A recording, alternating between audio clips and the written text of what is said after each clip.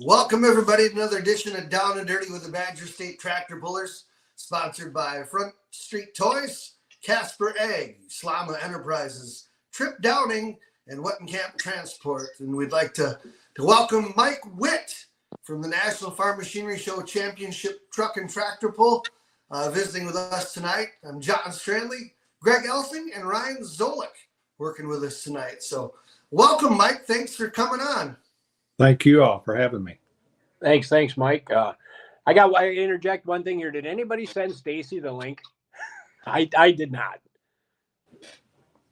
I don't know. That'd be a Ryan question. Ryan, can you send it to Stacy quick? Well, it's in the group chat. That's what I thought. Yeah. So he should have seen it. Yep. All right. Well, we'll get started without him. He'll be here soon, hopefully.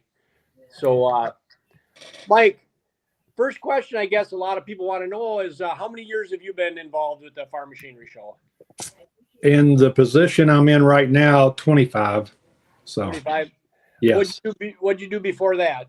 Well, before that, in the 80s, I had a four-wheel drive truck that I competed with there at the Farm Machinery Show.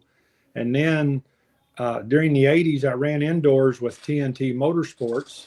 And with that whole group putting on the championship truck and tractor pull for the National Farm Machinery Show, I became good friends. So whenever they would come to Louisville, I would be behind the scenes and I would help them during the week, setting up whatever they needed. And so that's really how I became into this position, is just over the years of knowing those original guys and being friends of them. All right, and friendship goes a long way with that. Yes, and you live right close to Louisville, right? Yes, I'm about 30 miles. So, and it's and that's what helped, where they were all from Owensboro, and they would roll into Louisville on Monday, the week of the farm show, and they'd make a couple trips throughout the year, but they'd roll in for that 1 week. And when the show was over on Saturday night, Sunday, they headed back to Owensboro, where I thought it was pretty easy. But living so close, I went there for a meeting at about 11 today, and I pulled out of the parking lot at 5:15. So, I mean, you can spend a lot of time there. Yep. Well, it's a big project, a big undertaking there that you've got going on. And, everybody appreciates what's going on, but you're kind of worked your way up. You're one of the guys that helps manage the whole thing now. And what are the big struggles you have with that now? I think things have gotten better every year. I've been there since 91. Every year I've been there. Well, 91's the last year I missed, but I've been there watching. I think it's better every year. Well, we hope to make it better every year, and we keep on changing, trying to make changes so everybody keeps coming back for something new every year. But in the process, being a state facility, and all of you are aware of state facilities, the people that I deal with, there's always a changeover. So every 2 or 3 years, you have somebody new. So it's almost like you're starting all over. You know what you want to do, but to get their approval, you've got to start over. Really? Do they change the approval process a lot for you? No, not now, because I've been there long enough that they'll take my advice, and maybe they want to change something. And most of the times their ideas are good too. And we have a lot of meetings. And the good part about right now, Corinne Fetter, who is my boss, she used to be there years ago, and she took a 8-year leave of absence. She's come back. So she was familiar with the whole facility, the whole show, and it's been a pleasure to work with her. Good. Yep. Familiarity makes things go so much easier. Yes. The farm show is invite only, so there's a panel. I'm assuming a panel of people that pick, and you guys go through all the applicants for that. How many people are on that panel, and how long does it take to go through the applicants?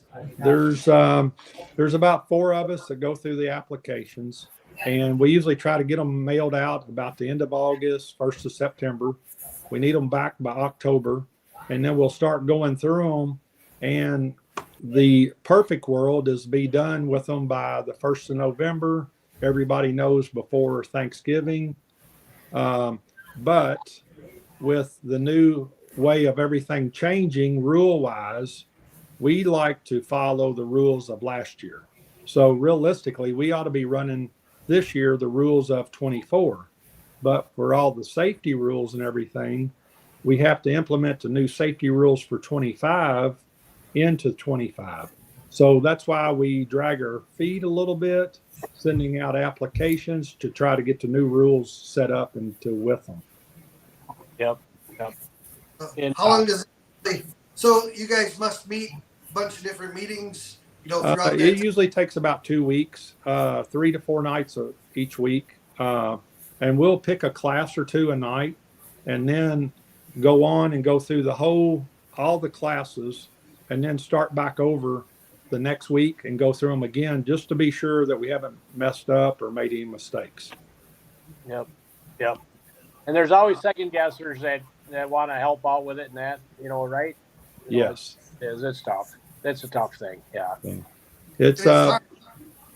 there's I'm saying always a few people that they say, well, I won last year on Saturday night and I thought I was automatically in. There's really no set in black and white guarantees of it's an invitational, and it would be nice to bring all the winners back from last year. But what happens, sometimes your winner from last year, they might take the summer off and might only hook once or twice. So why are they entitled to come back this next year if they've only hooked 2 or 3 times?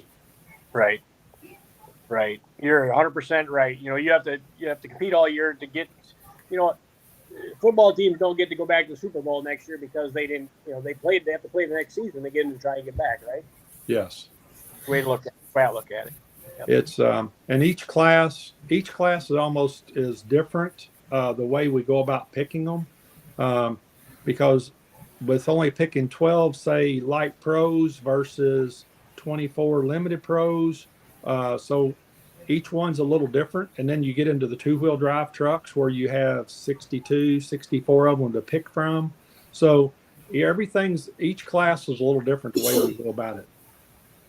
Well, I think you do a good job of it. You guys have always gotten the best guys down there, and I think that I like to go there, and I want to see each state organization have their best guy there or something like that, and that's what you guys. It looks like that's what you do to me, and I. Thank you. We try, and I'm not saying that we don't stump our toe every once in a while. Correct. Yeah. There's no perfect system, but I like how it's done, and I have fun there every year. Like I said, last year I missed going to the Farm Machinery in 1991, and I've enjoyed it. I look forward to it every year, and I know everybody else does too. So, got John Mears on here. You got to hire. Is he a DEI hire or what is he? I want to hear this answer. I've got a select few people that I really lean on real hard, and he's one of them. Yeah. So, Greg, you were way up here until you made that comment. Now you're Was way I? down. I moved down the last bit. Yeah. I got you, John. I'll take care of you. Yeah. No. So John Mears on with us tonight too, and he's one of the head coordinators, owners of Pro Pulling League. So we got Mike Witt and John Mears with us. So thanks for joining us tonight.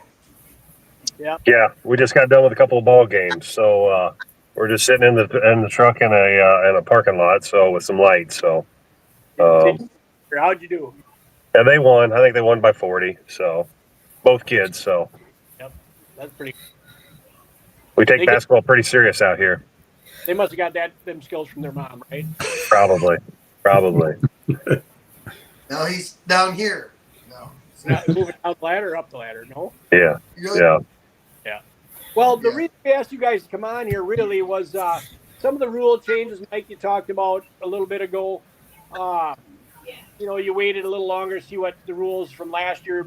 Things have to change, right? We know that, and I'm guilty of one of the guys maybe part of that change from last year, but I'm glad the rules are changing. I don't want to hurt anybody, neither does anybody else, but can you explain a few of the things, John or Mike, which way we're going with this, some of these rules in the classes, in different classes, what's going on? well, Go ahead, Mike. Go ahead. It's your show, man. we're trying to stay ahead of the curve. And when the turbo manufacturers come out with the greatest and the best of the best, and we're just trying to stay ahead of the safety rules for them. And when that happens, and when you have something happen like what you had last year, we see what happens, then we're trying to make sure that doesn't happen again. Yep. 100%. And I think what you've done is a great step forward. And I really think it'll work, because the other side of the turbo thing really worked too, because that worked last year, right? It Yes. stayed there, it didn't go anywhere. We need something in front of it now. And if you guys want to explain a little bit about what's going on there, to the people that are listening, and I guess, all of us kind of want to hear how things got to this point, and not that got to this point, but what you're doing about it at this point. Well, when NTPA made the rule of the blanket over the pipe, and then we've added the cross in front of the inlet of the turbo. When one association makes one rule, then we have to make sure that we are going by their rules, and then we're looking at the other rules that we need to do to be sure that everything's covered. Right. And it's hard to you can't just throw a rule out there and say this is it. You also have to have SFI or somebody else approve it, right? Or is that how it works, or what do you do? I don't know. Well, you try to look at some of the industry's best standard practices. That's, it may not just be one group or one, higher affiliation of some sort. Manufacturers are the ones that drove a lot of the crosses in front of the turbos. They understand that, they've got to, build a better mousetrap every so often, and that's out there. And the early, people were worried about it was going to cut power and do this and do that, but I think there's been a lot of great feedback already about, it's really non-noticeable what it's doing. If we can, prevent anything or one thing, it's done its job, right? And then I think in the coordination with, you look at the 3 classes or 4 classes that he has, where's the highest probability of that at? That's where the blanket on the pipe goes to the limited pros and the light pros, or a thicker pipe. Spoke to some blanket manufacturers, and I think they're going to have 36 or 40 of them, ready by the time the show gets around there. So, you're trying to do the best in the amount of time that is available to everybody. Yep. You are, and it's tough, and making new rules is never great. I remember when the roll cage came in, everybody was against it until it came out. Now I think a tractor would look goofy without a roll cage, right? Yes. We're going down that same road, and if one guy has to put the cross in the front, we all do. It's the same disadvantage to everybody if there's a disadvantage. But you've talked to guys, and they said it's not hurting a thing, right? Right. It's getting the word out there to all the pullers, because you got pullers coming from the Outlaws, PPL, NTPA, WTPA, Ohio. I mean, Hoosier State, a lot, all over. Badger State. I couldn't imagine how many organizations from national and state level that are coming. And then the hard part about that is getting everybody on the same page by the week of Louisville, and making sure that it's safe for everybody and it's operational. Well, I think we all got to tip our hats in this industry of pulling is to the 3 large turbo manufacturers, right? The Weimer team in Pennsylvania, the Hart family in Missouri, and then Apex in Michigan. I mean, those 3 communicated a lot of information and stepped up to the plate. And I really just got to tip our caps, and guys like Mark Kohlberger doing things, Dennis at Fair Valley doing a great job. Like, everybody's behind it, and that's what's going to make it succeed is the manufacturers themselves. I know Mike had some conversations with those 3 guys early on, and they stepped up to the plate and they're delivering. Are they all working together on something, or are each one of them building their own thing? each one has their own. Think of each have a different applications, right? Weimer's 4-1 and Pro, Apex and Hearts are more super farm. There's just a wide variety. Not saying one of them don't do it, but they've got their own own specialties, let's call it. And the feedback's been really, really good so far. Good. And in this, what we're doing, we don't want to throw anybody under the bus, but we want them all to succeed in what they do, and all three of them guys have been great, right? I've been in on some of the emails with you and forward back and forth, and they all make sense, and and when there was something that you didn't think was right, you asked a question, and they seen that side of it and said, all right, yeah, maybe you're right. Yeah. They all want the sport to succeed, and and to succeed, that means their business is going to succeed. So that's why they're willing to work. And nobody wants an accident. Nope. And we're all in sport for fun, right? Yes, it is, and it is fun. I love all the guys we meet with and all that. But everybody's got to realize we have to make stuff safe, or you won't be here. Right. The turbocharger stuff, is that the only safety stuff that's changing for the farm machinery show for this year, or is there anything else? No, that's really about it. Just the turbo, just some of the safeties. Okay. So. Well, some of the questions I've been getting is the boat prop turbo, which rule, is the last year's Weimer turbo legal, or what is No, because we're going to measure them, and it needs to fit. We're going to use a 30-degree angle, so it's going to have to be inside the case, where some of the boat turbos are, literally sticking outside, and we just do not need anything coming out of them. No, correct. And a lot of the guys, when talking to them, the 30-degree angle is the face of the wheel. A lot of guys are getting the 30-degree angle confused with the pitch of the wheel, I think, right? Is some of the questions I've had. Well, and I can kind of consider this as the way to kind of speak about it is it's kind of like having the tool being used is like an umbrella, right? The base of the umbrella is right at the shaft, where the end of your umbrella is touching at the 4-1 area, and you're allowed to have a 30-degree angle, pitch, whatever you want to call it, or funnel like portion of your wheel, and that's what it is. Or I call it a detent or a negative angle back to the center of the turbocharger, not forward facing or reaching forward, if you will. Right. That's the best explanation I've heard of all. You never told me that one before about the umbrella. I heard about I did the umbrella thing about a week ago when we were working on some new tools for some other turbo stuff. And yeah, I mean, you just picture an umbrella and you get all the space underneath the umbrella to work with. That's it. Yep. All right. Perfect. That's a great explanation that I don't think has been put out there yet. So I'm glad we're letting it out there. So understanding the rules, nobody's complaining about the rules really, but they want to know, like Hot Farm, there's a lot of rumors out there about hot farm, right? I know there's no hot farms in Louisville, but that's one of the questions we get. We've heard that the hot farm turbo is going to be illegal everywhere. I don't think so, right? To my knowledge, I don't believe so either, Greg. I really haven't. We've got a couple. Like I said, the UPS man dropped off some tools actually today.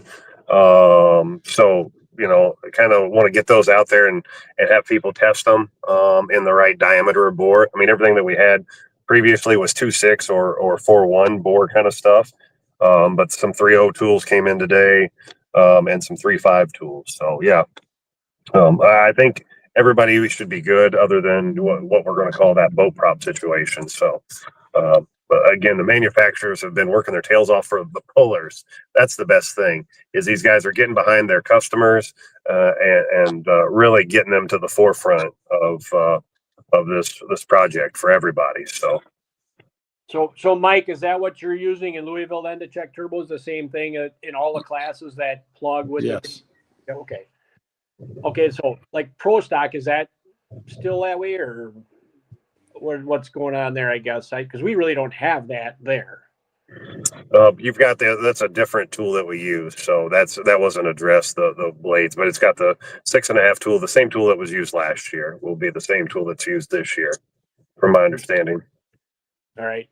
And then and is there a turbo size limit in Pro Stock in Louisville or? Yes, 6.5. 6.5. Okay, because there's perfect. Yep. Guys have asked me that too, because NTPA I don't think has a rule on their turbo size, right? No. Nope. Yep. All right.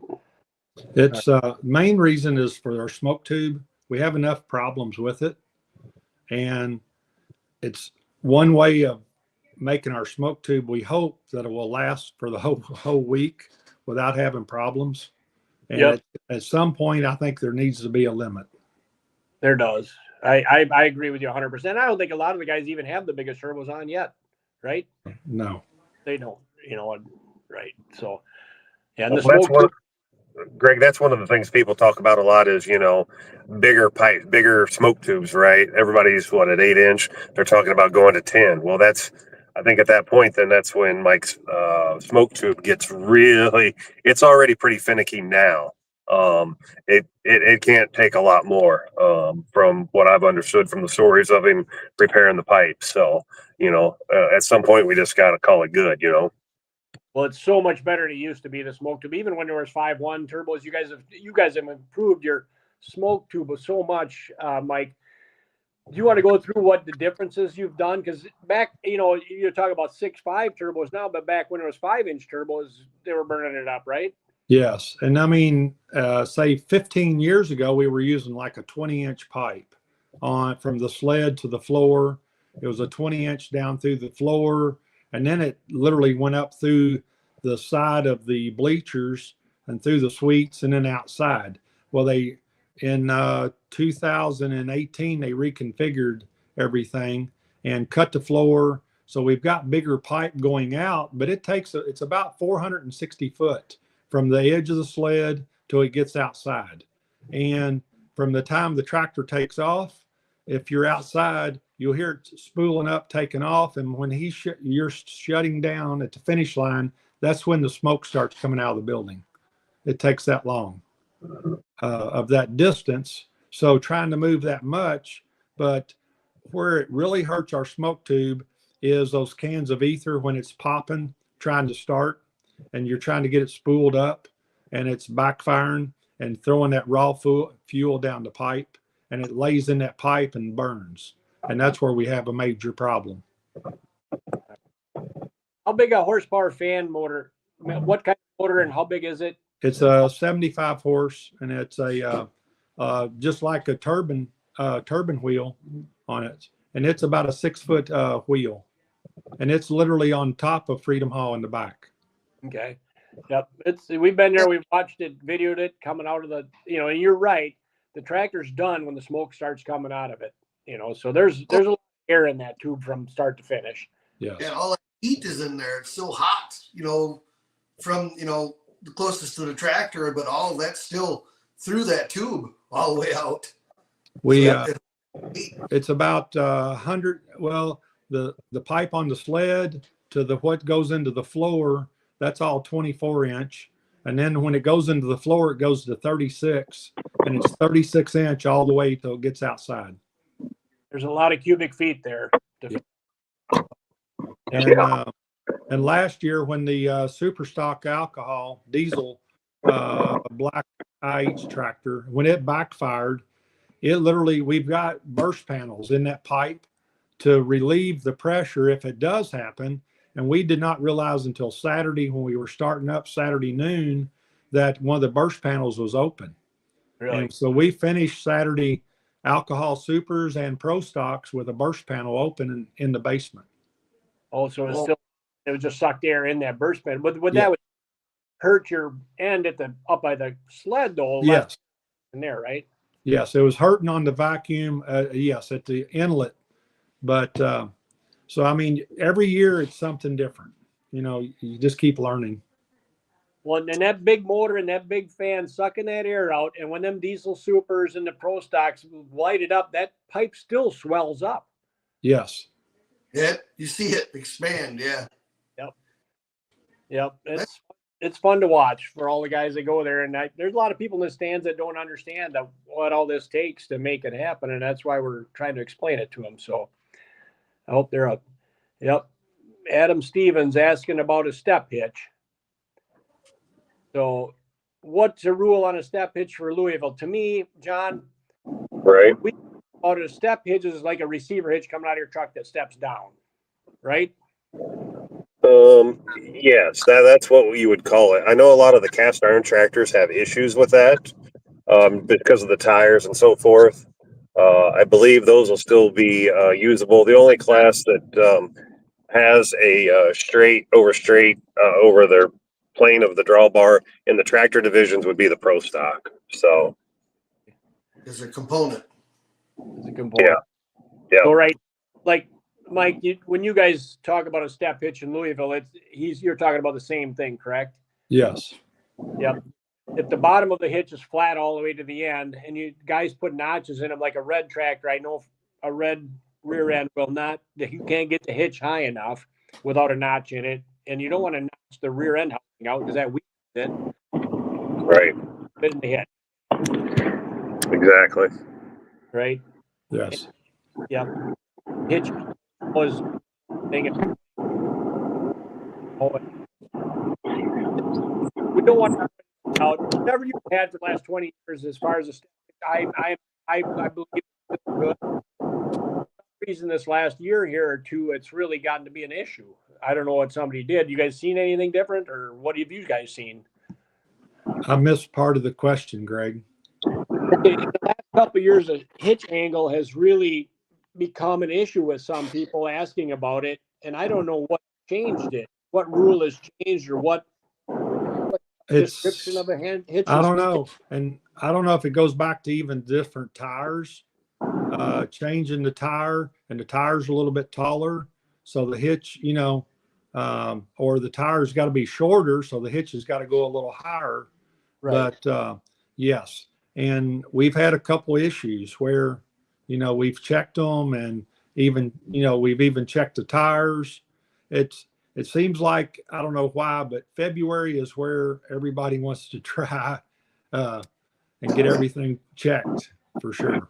Right. And I've seen so many guys come down and try new stuff. Why, if you had something that worked well all last year, maybe I would run that when I come down to your pull, Mike, in Louisville, just so you know what you got, right? Well, if I understand that they want to try the latest and the greatest and the newest for that advantage, but if you've run all summer, I'm going to stay with what I've run all summer. Yep. I've seen it too a lot, and guys said I changed stuff in Louisville last year. I didn't. It was the same thing. I ran too low of a gear. I oversped the turbo. I should have been up a gear, for me. I'm just used to saying that, What's John, are you still, or what do you say? Turn them up, burn them up, or something is a saying down there. I think that's the Saturday night saying. Yeah. Is it? Yep. Turn them up, burn them up. No, I don't want to do that. But back to the thing about the angle and the hitches. Yeah, it's all about tires. I mean, everybody's got different tires and so many different sets. That's where they got to go. It fluctuates. It fluctuates to get the height of the hitch to get 20 inches on a lot of the tractors. Right. And nobody's driving a big notch in, say, on the top, right? The top parts, right? Oh my God. Well, I missed him. I think he's just talking about a big notch on the hitch or the tires. Yeah. And one thing that helped too was a few years ago when we got rid of the single bars and went to the double cuts. Oh, really? Yeah. Yep. I used to have them old, they called them spades, right? Yep. And I gave that to Dwayne Hook down there from off my super farm tractor I ran in the summer, and he did pretty good with it, but they tore the heck out of the track, right? Yes. Oh yeah. Everybody, a lot of guys had the old deep single cuts just for Louisville because indoor and select comes on quicker, shorter than outdoor track. And it was funny that you used to see like half the crowd would have them, competitors versus the double cuts, and just had them just for Louisville. Yep. That's the only time you've seen them run them. Yep. And you did. They piled a lot of dirt, but you got going good out of the hole, But I'm glad to see it go away because it was hard on the track and it was hard on the competitors that were at the end of the class. And you want it to be as even as you can, right, Mike? We try to make it as even as we can. It is, and you do. It's a great show, and and everybody wants to go there. It's fun. You go into Louisville, guys save the tickets. Give me some tickets. I want to go. It's the best show there is, I think. Thank you. Yep. And you and How long do you go ahead. track in there? What's that? How long does it usually take to haul the track in there? And that dirt saved year after year and putting a building across the road, isn't it? Yes, it's the same dirt, and we've added to it a couple of times. It takes about 5 hours to put the track in and get it laid down, and then we start working it, putting the water and the moisture to it. Because really, the dirt has not been used since March of last year at the truck show. Oh, okay. So, Do you test the moisture when you put it in? You know how many gallons of water you want to put it in every time, or is it the same? Or how not really. It's you can look at it, walk on it, feel it. There's been years that we've tried different kind of moisture testers and things, but Danny and I usually grab it and feel it, and you can, rub it in your hand a little bit, and you'll figure, you know what it needs to be. Right. So I've been there watching take the track out too. Danny Christiani and the Gotta Go boys, they make awful short work of that, getting that dirt out of there as well. It doesn't take 5 hours to get it out, does it? No, 2.5 hours we can have it out. So that's impressive. Yeah, I watched that 1 year there, and I was like, couldn't believe it. Yep. So you don't, they used to have to get it out because there'd be a basketball game the next day, right? Yes. And they'd have to get the court back in there, but you don't have to do it that night, Saturday night anymore, do you? No, there's been a few times we've had to for different shows, but with the Yum Center downtown and University of Louisville playing down there now, there's very seldom basketball games there on Sunday or Monday. But and I'm glad when the show's over, I like to walk out the back door and I'll come back on Monday and we'll start cleaning up. 100%. Right. I agree. You've got a long week there because you probably start a couple weeks before that. And anybody that's put an event on at their hometown fair or something, that what you're doing is tenfold what happens there. I think. Yes, it's an undertaking. Yep. How many more years you got in you, Mike? I don't know, at least 2 or 3. So, yeah. 18 days, I think, is till Louisville. I think if we're counting, so yes. It's right around the corner. Yes, It is. The one thing I wanted you to let you all know, I know you all are used to coming in from the north on 65. Well, the gate 4 there at the Garden Hilton Cracker Barrel, it's under construction. So this year you're going to have to go on down Crittenden Drive to gate 2 to come in, or you can go on down another quarter of a mile, turn on Phillips Lane and come around to the front gate. But the gate 4 was supposed to have been done end of August, 1st of September. They've had some issues with electrical panels and boxes, so it's going to be closed this year. Okay. Hopefully everybody's listening to that. Maybe we get Ryan to get a map up of that. We can put that on the next show or something. Kind of show some guys too. Mm-hmm. Yes, and I can send you in with that gate 4 being under construction. They're moving it over towards the parking lot where you all normally park or pre-stage to come over. So this year, instead of going when you come in the gate and turn into the right like you used to, you need to park on the opposite parking lot across the street. Okay. It'll be parking lot F. Oh, okay. So and sometimes you get into there anyways, right? Yes. It's the old maintenance lot where it used to be gravel. Well, it's all blacktop now. So you'll be able to stage there on that blacktop. Perfect. Nice. So if you could give us so we could post that would be great. That'd help out a lot of the other pullers that watch too, or watch the show and be coming down. Okay. I can even send you some map. Ryan's got it already. Yes. Yeah. It's on, you can see where the gate 4 is. You need to park to the right side of that gate 4 looking at it. And the lot F and lot G. Yep. Oh, okay. Oh, okay. And see Lot F. where you normally park in lot H. This year it's going to be hard to get into that lot H with the construction, and especially a semi. You can personal vehicles will be able to get in, but semis is going to be tough. Okay. Okay. So when you're talking about coming in a gate, you drive all the way around the fairgrounds? Yes. Yep. Okay. You have to go all the way around the loop to Okay. to get back there to the back, and then you can park in that lot F and lot G. Now, when all the pullers leave, Mike, do they got to go back out gate 2, or you be able to go out free there, or what's the best?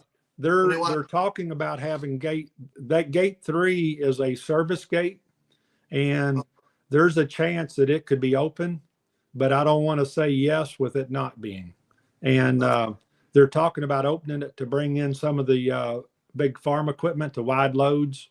So, but so realistically, I would say gate 2 to exit, to go back to the north. Okay. If you're a lot of people, if you're coming south on 65, instead of getting to Crittenden Drive, if you get off one exit before that Eastern Parkway, take a left, you can go over to Preston and come out Preston and come in that gate 2, and that might relieve some of the traffic too. Okay. So it's going to be a challenge. Yep. Yep. Yep. Well, if will you put it up on your website? Yes. Perfect. It might already be up there, right? It could be, but I'm not sure. But they're going to be putting it up, and we're going to be sending the maps out and everything with the driver's packets too. Okay. Perfect. Perfect. And then we'll get it up here on our show here. The 2 people that watch it will know what to do. No, we get a lot more people than that. We've been doing pretty good. So. Yes. Yes. Thank you, all viewers. So. Yep. Yep. So, well, we'll be down there. We'll be down there. Brian and I will be down there, and already got a meeting set up with Dan Mayer and them guys who and Miles to sit down and chat. We're gonna chat with other pullers down there, so we have some more footage and stuff from Louisville on future shows here after Louisville. So we're kind of excited to go down and not only just see everybody, but also get a bunch of that too. So that's going to be a lot of fun. So, yeah. All right.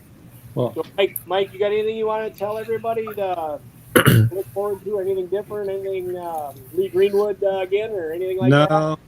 No. Everything else is, other than the construction projects, that's the main thing. So. Okay. Well, we all look forward to being there, and thank you for coming on, Mike. I appreciate it a lot. We must have lost John.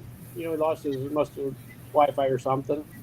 Yeah. But I really appreciate you coming on, Mike, and then explaining stuff to everybody, and it'll help out, I believe, with all the guys coming down, because you get a lot of questions, and a lot of people are afraid to ask questions. You know what I mean? Yeah. I understand. And I've received one phone call today, just double checking, and which is not a problem. That's why we post phone numbers, so I might not answer, but I will call you back. Well, I know everybody appreciates what you do, Mike, because you're a great part of it. And I hope Danny keeps doing it for a long time too, because I enjoy watching him zip around out there on the track, leveling tractor and whipping around and giving directions. I like all that. So yes, so he's planning on it. He's going to be there. So good. He's a major part of what's going on down there too, I believe. Been doing it a long time too, right? Yes, he's been doing it for 42 years. So wow. Yes. And, wow. That's amazing. How many guys are on the crew that help out, between teching, flagman, track crew? How many people are usually involved? There's probably approximately about 42, 44. That's with announcers and secretary. Yes, People. announcers, the guys with, Vaughn and Big with the sled, Danny and a couple of guys with the track crew. When you put everybody together, it looks like a small number, but when you put them all together, the number grows pretty quick. Yeah. And that's just the guys doing the tractor pull part of it. Now just think of all the people over in the machinery show part of it, right? Yes. Yes. Yeah, that's incredible how much goes in. You guys have something going on there almost every weekend too, right? There's 254 shows a year. Really, yeah. 350 weekends. That's a lot. Yes. Yep. Yep. Yep. There's well, this past weekend there was 3 different shows going on. This coming weekend, I think there's 2. So most weekends there's at least 2 to 3 shows. Yep. So. Well, I had a cab ride one time, and the cabbie told me he believed that there's more money made in Louisville for the farm show than the Kentucky Derby. Yes, because of the week. It's a little bit, the whole week, people coming in, and the farm machinery show. See, the Fair Expo Center also runs the convention center downtown, and the convention center and the fairgrounds. They just got a new report that 70% of the motels are affiliated with shows at those 2 facilities for the year. Right. You got a good location there, central in the United States, and I don't know. I love coming down. There's a lot to do around there. We did the zip line thing a few years ago under the interstate, that Make Caverns thing. Yes. That was a lot of fun. I want to tell people, if you're down there and you've got a morning you want to do something, that's something to go do. That's really a lot of fun. Yes. And a lot of people don't realize Churchill Downs is so close to the fairgrounds. Yep. I mean, you're 3 blocks away, really. Yep. You got the Louisville Slugger Factory there. Yes. Yep. And the bourbon, what do they call the bourbon tour thing? Bourbon Trail. Yes. Yep. Yep. Hell yeah. Yes. That's a lot of fun. I mean, there's so much to do if you're there. Other than, you go to the farm machinery show 1 or 2 days, you might want to do something else and still go to the tractor pull at night, but there's a lot to do. Yes, there is. Yeah. And the farm show is so big, for those of you who've never been there. If you want to walk through and see everything at the farm show, you might as well plan on bringing a good pair of shoes and a couple days of walking to see everything in there. It'll take you 2 full days, and that's still moving pretty quick. And It's that's walking through and not talking. But you want to talk to people about yes. It's a little over 24 acres under roof. Really? Jeez, that's a lot.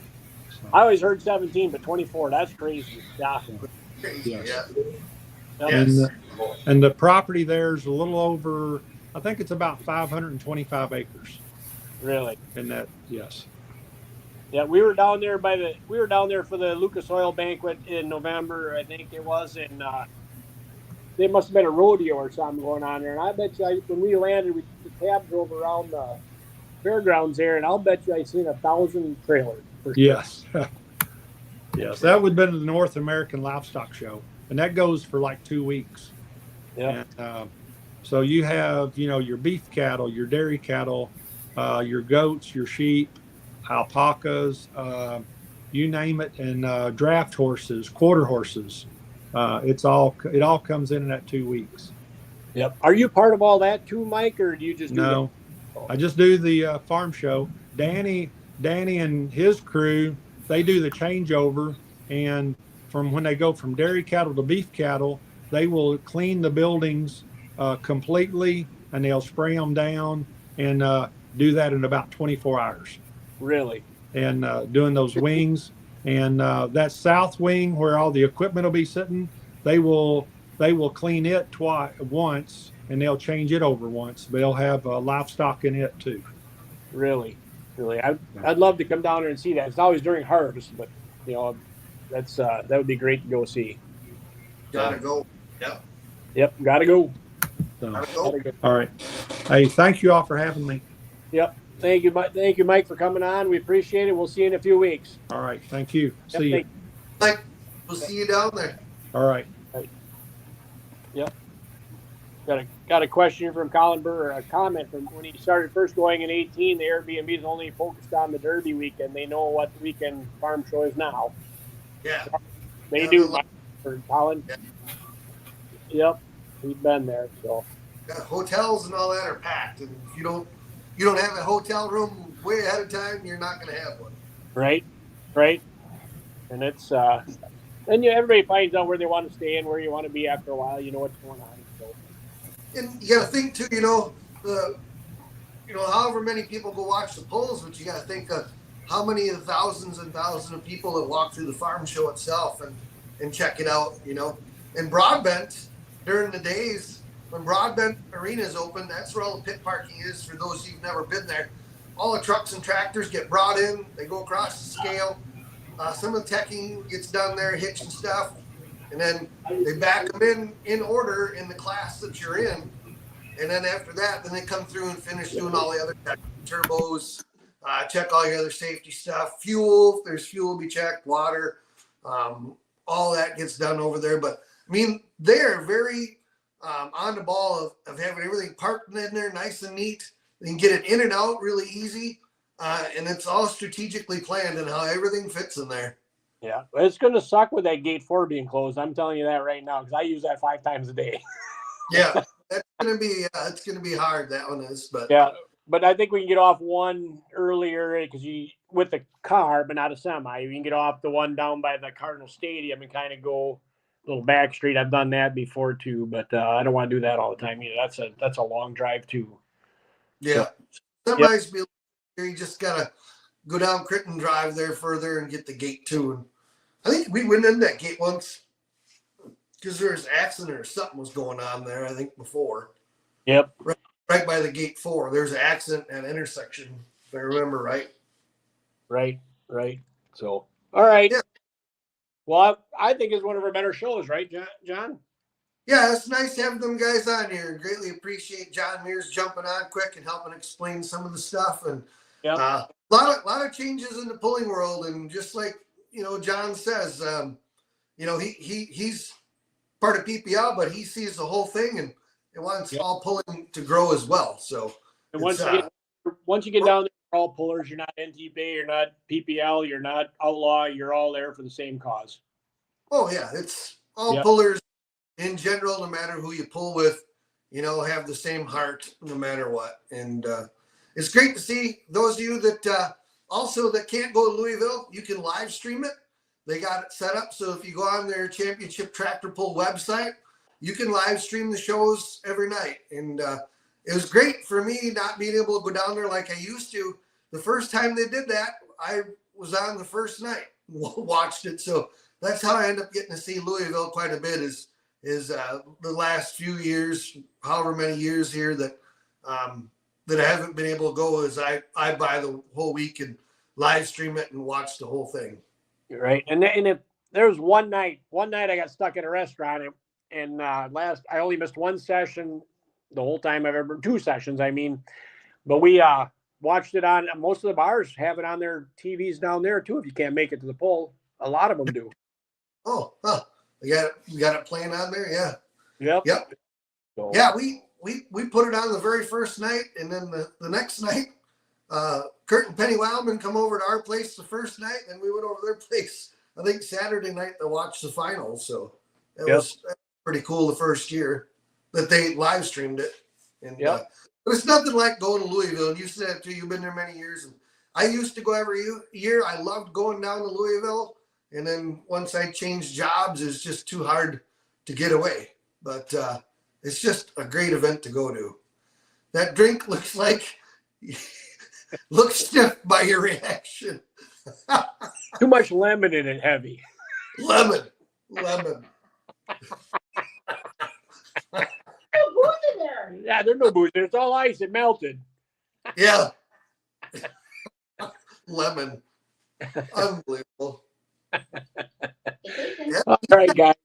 Hey, thanks for another great show. Thanks, Ryan, and thanks, John, for coming on. And it was a good show. I want to thank Mike again and John Mears for coming on and explaining stuff. I think that goes a long ways, with the people watching, what's going on, and it satisfies a lot of questions, right? Yeah, answers a lot of questions just right here without making all the phone calls, and then a lot of others know them too, and fans know too that are watching too. So, thank everybody for watching every week. Appreciate everybody's support with Down and Dirty with us, and it's a lot of fun. Hope you enjoy it.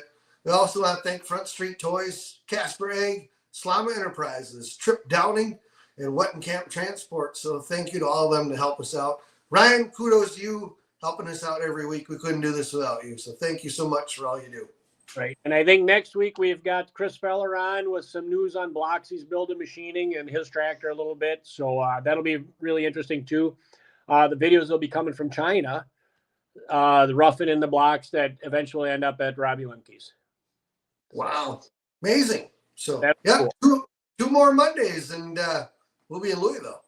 Yes, we will. I'll be in Louisville for that Monday night show, I believe, unless I'll be on my way down. I don't know what day we have to go down there to be in the show. We don't know yet. So, and I'll have to find out from the Wildman camp when the train's leaving, so I'm on board. All right, no problem. So Kurt Kirkstein, it took me 3 drinks to listen to it. Yeah, It's one of my classmates from Merrimack. Yep. Yeah. Well, that's good. Nothing wrong with it. That's a good pace. Yep. Pace. It took me one to get done, but it was a good one. And a lemon. Too much lemonade. Yeah. Yeah. All right. Well, everybody. And safe travels, Greg. We'll see everybody next week. Thanks for watching Down and Dirty with the Badger State Tractor Pullers. Yep. Thank you, guys.